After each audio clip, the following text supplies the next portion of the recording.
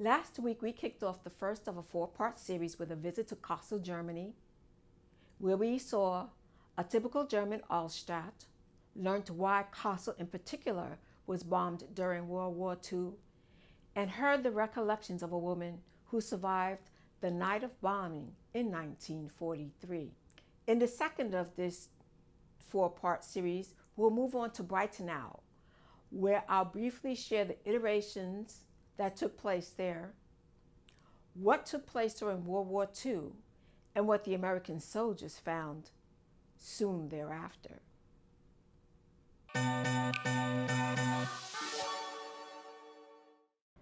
Hello, good people. My name is Janice, and welcome to Dignity. If you're new here, check out this channel trailer, and please consider subscribing.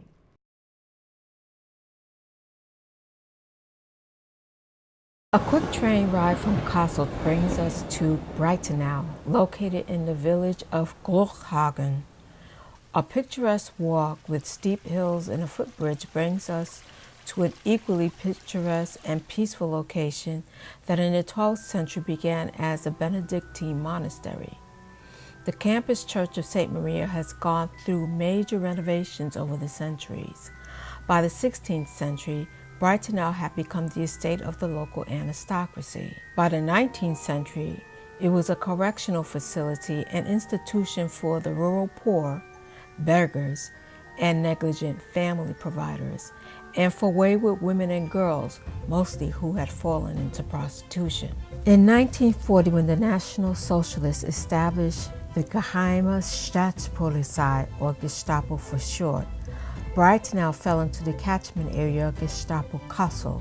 As long as the Gestapo carried out Hitler's will, they were recognized as acting legally. For 10 months, Breitenau became a concentration camp for Jews and those persecuted as Jews, while the authorities decided the concentration or extermination camp to which they would be deported. Predominantly banished to Breitenau were Eastern workers, Soviet and Polish civil workers, rounded up and marked with the sign OST, and were particularly exposed to arbitrariness of the Gestapo and the industrial plant guards. Civilian German workers could find themselves in Breitenau as well if they deigned to complain or resist work. Some of the reasons for imprisonment: she was a fortune teller, because he walked out of his job at Henschel and wanted to move to Holland. Because of persistent bad behavior and refusal to work, Katharina Staritz was a vicar in Breitenau and wrote a letter to her colleagues on the occasion of the police order obligating Jews to wear the yellow Star of David. Here's the next set of letter. It is the duty of Christians of the parish not to exclude them from the divine service because of how they've been labeled. They have the same right to be in the church as other members of the parish and are in particular need of the comfort of God's word. I ask you to consider the following.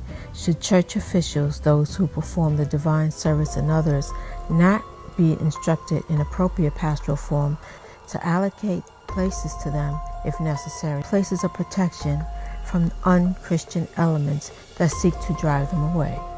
As a result of her letter, she was stripped of her office, told to leave Breslau, and at the end of 1941 an article appeared which was intended to stir people up against her on the grounds that she had dared to prepare Jews for baptism. She was taken into custody in Breitenau, where she remained from April 7, 1942 to June 5, 1942. The following are quotes from former prisoners. We were treated like objects. We didn't know each other, we didn't speak to each other, we were afraid. I was given number 47 and people always called me by that number. When I got out, I was genuinely shocked the first time I heard my name again. The infinitesimal few who were fortunate enough to be sent back to Kassel never complained about or resisted work again. In the morning of March 30th, 1945, 28 prisoners were killed at Fuldaberg on the orders of the Kassel Gestapo. The execution was one of many murders committed nationwide in the last days of the war in response to orders from the SS and Gestapo. The U.S. Army upon Breitenau, where they found the shallow graves of the masses of people who were killed on the orders of the Gestapo. These mass killings can be viewed in part as a product of a desperate and hasty measure taken by the SS state that was increasingly aware of its imminent collapse. By this point, in view of the millions of deaths for which the National Socialism was responsible, many Nazi supporters were confronted with the reality of just how little value the regime ascribed to the lives of individuals. I hope you found this video insightful. If you have, please give it a thumbs up. Mark hashtag Team Dignity in the comments below. Share the video, and if you haven't yet, subscribe.